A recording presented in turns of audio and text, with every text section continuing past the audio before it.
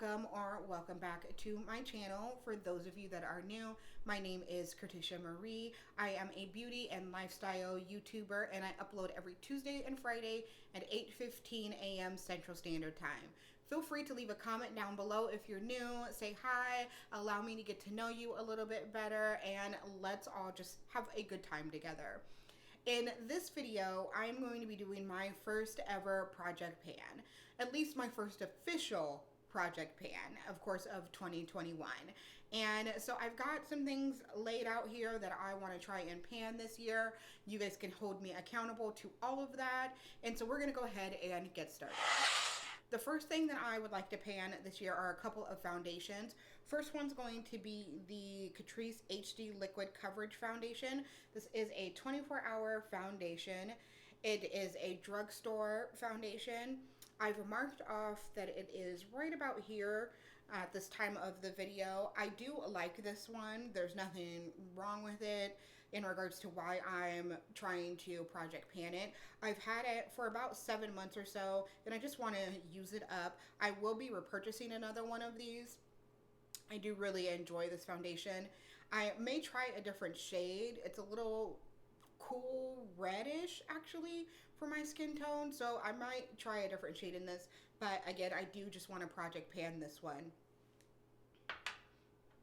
Another one that I want to project pan is going to be this L'Oreal Infallible 24-hour fresh wear foundation. This is also another drugstore option. This one is right about here for in regards to how much I've used for the year or since I've had it. I do like this one. This one's more of like a natural finish foundation. The Catrice one's more matte. This one is warm, so I will probably be trying another shade in this as well. Something just a little bit more neutral, as I've noticed that my tastes have changed. And so I just want to use this up before I go out and purchase a different shade in this. As a setting base for eyes, I want to try and use up this MAC Soft Ochre Long Wear paint pot. Now I have hit pan in this, as you can see, but I want to try and use it up. It does look a little dry around the edges, so it may be getting close to that expiration. I have had this for quite some time, but I am going to try and use more of this to get this completely done by the end of the year. For concealers that I want to pan, I've got this Age Rewind by Maybelline concealer. As you can see, it is glass, or plastic I should say, so it tells you exactly where you're at, which is right here. I do really enjoy that. However, this is more of a medium light kind of coverage, and I have dark circles under my eye, so it's not one that I too much reach for. I do just want to go ahead and just use it up though. I don't believe that I'll be repurchasing this one. Of course, opinions may change as I continue to use these, and I will update you once I get any of them in pan status and let you know like my final thoughts on them. But for right now, we're going to throw this one in, and I don't see myself really repurchasing this. Another one that I have is also going to be by L'Oreal. This is the Infallible Full Wear concealer, More Than Concealer. This is in the shade 415 Honey. I'm almost done with this one. I can't tell you exactly where I'm at, but I have taken the stopper out, so we're just about there. So I'm kind of cheating by putting this in here, but I wanted to go ahead and just get that in here as one that I do want to try and finish. I would say that this kind of reminds me of the Too Faced Born This Way concealer. If you allow it to kind of set underneath your eyes for a couple of minutes, it becomes more creamy than it does liquid. So I am going to be repurchasing this one. It is matte, so if you have dry under eyes, just beware of that. Going to finish this one probably in the next month or so, so stay tuned for that. I have a couple of setting powders here. First one's going to be the Maybelline Fit Me. This is going to be in the Matte and Poreless edition, and this is in the shade 334 Warm Sun.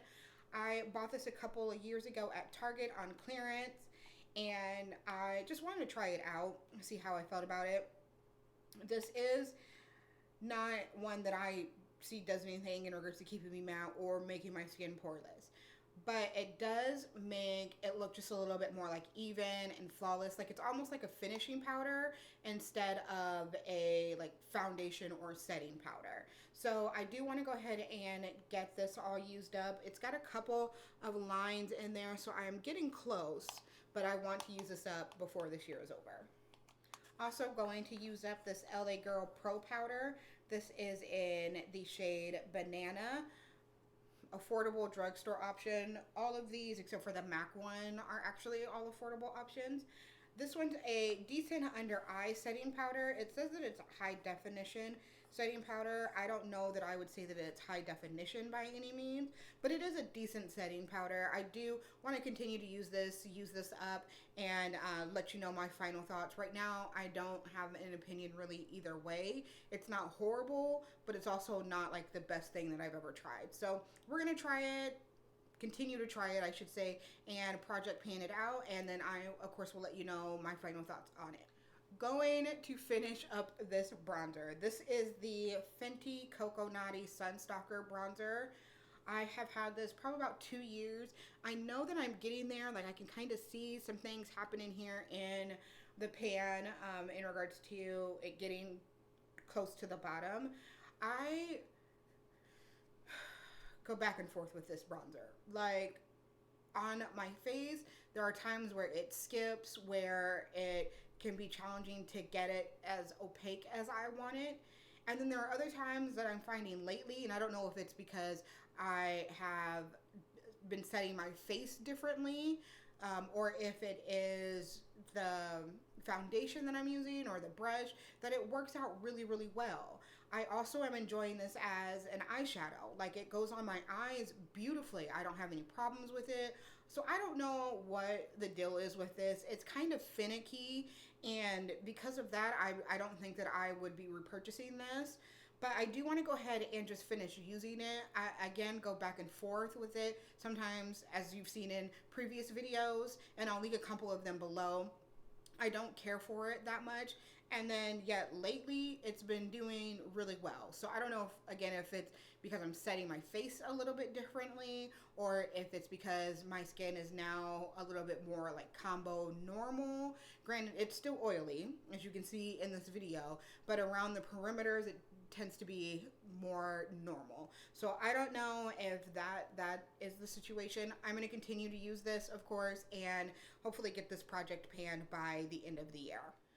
I'm putting in a few blushes in my project pan. The first one being this Note one. It is broken. It fell and popped right out.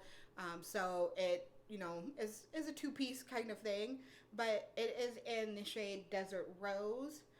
I do like this, but I don't know that I would be repurchasing this. There are other drugstore options that I like more than this and that are similar to this color.